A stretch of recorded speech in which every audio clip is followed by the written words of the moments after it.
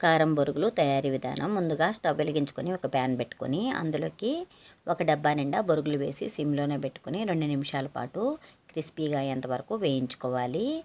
ఇవి వేగిపోయాయండి. ఒక ప్లేట్లో వేసేసుకొని ఇదే ప్యాన్ పెట్టుకొని 1 స్పూన్ ఆయిల్, 1 కప్పు పల్లీలు వేసుకొని 2 ఎండుమిర్చి తుంచి వేసుకోవాలి. 4 వెల్లుల్లి రెబ్బలను కూడా అలా కచ్చాపచ్చగా దంచుకొని వేసుకొని కొంచెం కడిగి పెట్టుకున్న కరివేపాకు వేసి ఇలా క్రిస్పీగా అయ్యేంత వరకు వేయించుకోవాలి. కొన్ని జీడిపప్పు ముక్కలు అలాగే కొంచెం పుట్నాలు కూడా వేసుకొని ఎక్కువసేపు వేయించుకోవాల్సిన అవసరం లేదు.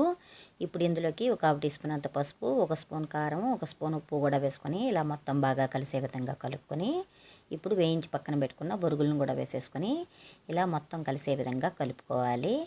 ఇవి నెల రోజుల పాటు స్టోర్ చేసుకోవచ్చు. ఈవినింగ్ స్నాక్గా చాలా బాగుంటుంది. మీరు తప్పకుండా ట్రై చేసి మీకు ఎలా కుదిరిందో నాకు కామెంట్ బాక్స్లో తెలియజేయండి.